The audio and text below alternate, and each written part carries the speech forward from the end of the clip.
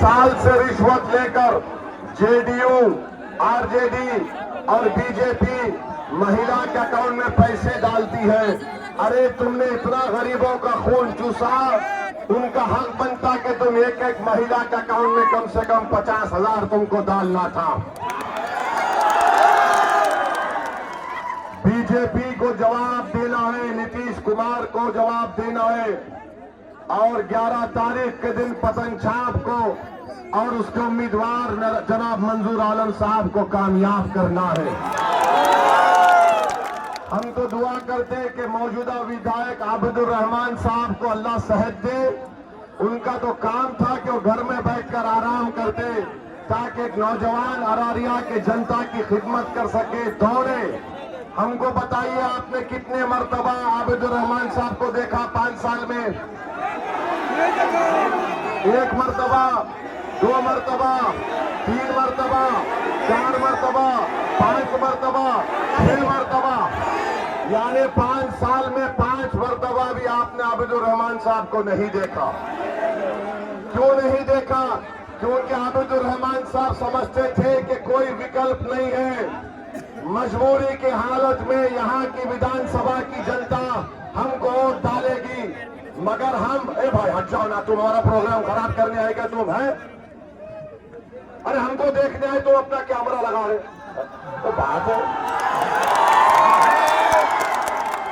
तो आबिदुर रहमान साहब ये समझ रहे थे कि विकल्प नहीं था।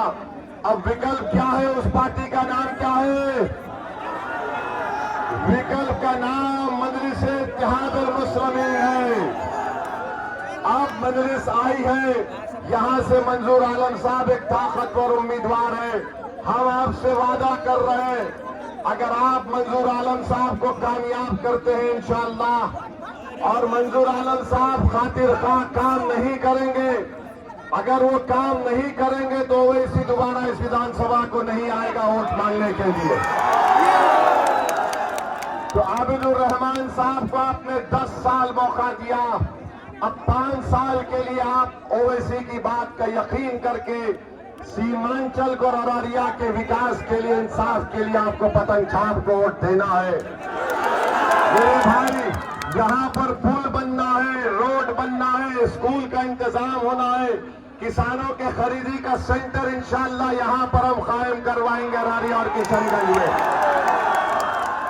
बीजेपी, जेडीयू तो सीमांचल की जनता को घुसपैठिया कहती है, तो हम घुसपैठियों का जवाब देंगे।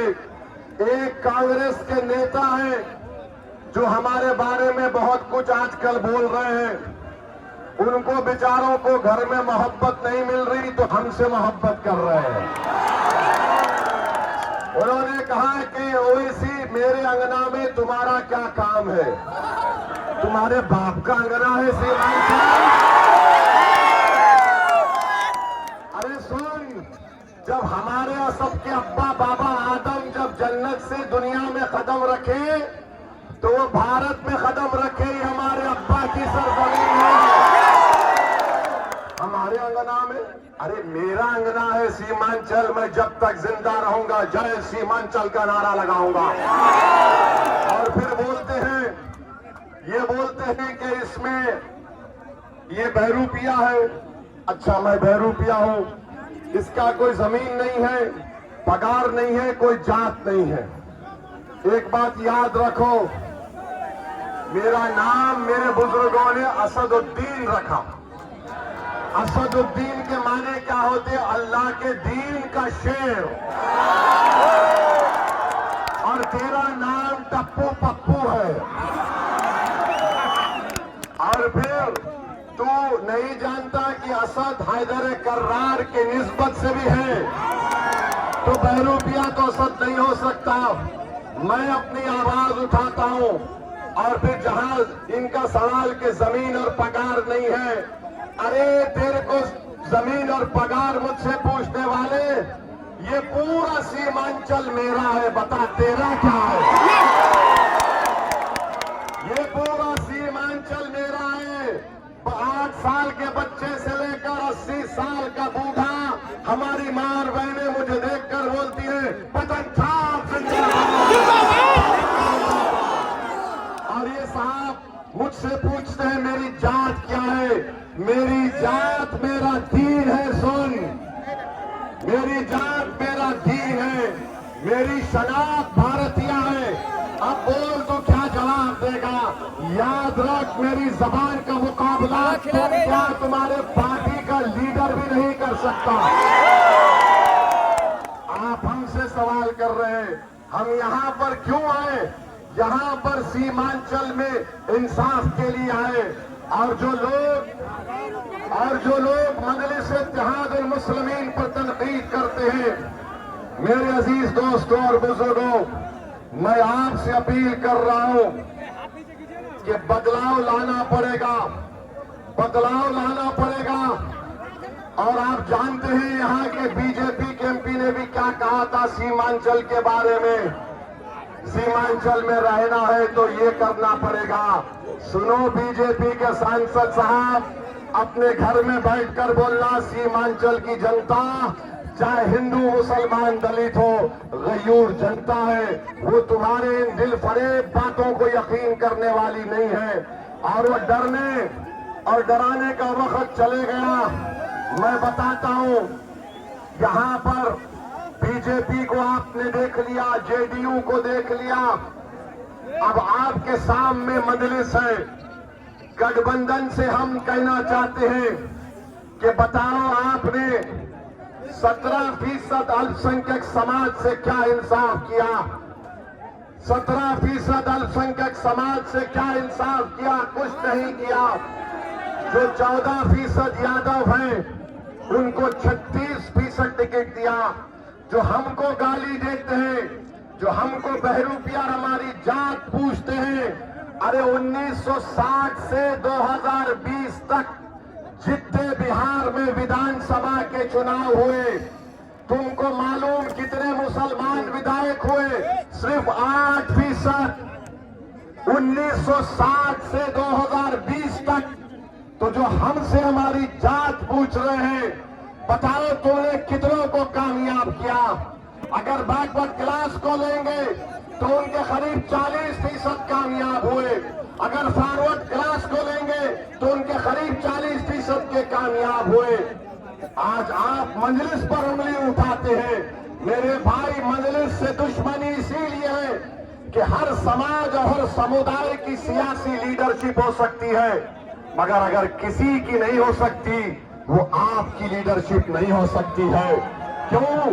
क्योंकि वो चाहते हैं कि हम इनकी गुलामी करें। वो चाहते हैं कि हम इनके नेताओं के आगे दरी को बिछाएं। मजलिस ये कह रही है कि दरी हम नहीं बिछाएंगे, तुम बिछाओगे। नेता हम बन के दिखाएंगे तुमको इंशाअल्लाह। तो ये लड़ाई नेता बनने की है। हमारे जाने के बाद कोई आकर शैतान का एजेंट बोलेगा, अरे वो आबिदुर रहमान भी तो एक ही दीन का है, ये मंजूर आलम भी तो एक दीन का है। आबिदुर रहमान और मंजूर आलम में एक फर्क है। क्या है? आबिदुर रहमान अपनी जबान नहीं खोल सकता जब तक कि उसके सियासी पार्टी के आका उसको हुक्म नहीं देते। आबिदुर रहमान की जबान है, मगर उनको गूंगा बनाकर रख दिया गया है। क्या तुम भूल गए जब ट्रिपल तलाक कानून पार्लियामेंट में आया तो मौलाना जिसका इंतकाल हो गया, अल्लाह उनको जन्नत नसीब करे, उस मौलाना ने कहा कि मेरी पार्टी ने मुझे बोलने का मौका नहीं दिया था, याद है? ये मंजूर आलम होगा तो इनको इस सड़क पर टिकट दे रहे। आपके दरमियान में खड़े होकर बोल रहा हूं, जब ये पटना जाएंगे तो पटना में बैठे हुए तमाम लोग जो गूंगे अंधे बहरे हो चुके हैं, उनको बताएंगे अरारिया के इंसाफ और यहाँ की तकालीफ को। मैं इसकी गारंटी ले रहा हूं। आप 11 तारीख को पतन छाप वोट देंगे, आप अपने इत्तेहाद को मजबूत करेंगे, आप सीमांचल की इंसाफ में मजलिस को कामयाब करेंगे, आप सीमांचल से इंसाफ कराएंगे, आप सीमांचल के नौजवानों को अच्छा मुस्तकबिल दिलाएंगे, आप बच्चों के तालीम का इंतजाम कराएंगे, आप पुल को तामीर करवाएंगे, आप ताटबंद का काम करवाएंगे। तो मंजूर आलम मुहर्रम को 11 तारीख को पतन छाप पर बटन दबाना पड़ेगा। जब सुबह में जाएंगे 11 तारीख को तो कलमे की उंगली उठाना और पतन छाप दिखकर बटन दबाना। बिस्मिल्लाहिर्रहमानिर्रहीम। अल्लाह कामयाब और कामरान करेगा। तो नारा लगाइए, सीमांचल जिंदाबाद, सीमांचल जिंदाबाद, शेरशाहबादी जिंदाबाद, सुरजापुरी जिंदाबाद, फुलैया जिंदाबाद, हमारा इत्तेहाद जिंदाबाद, नारे तकबीर, पतन छाप, पतन छाप। अस्सलाम वालेकुम व रहमतुल्लाहि व बरकातहू।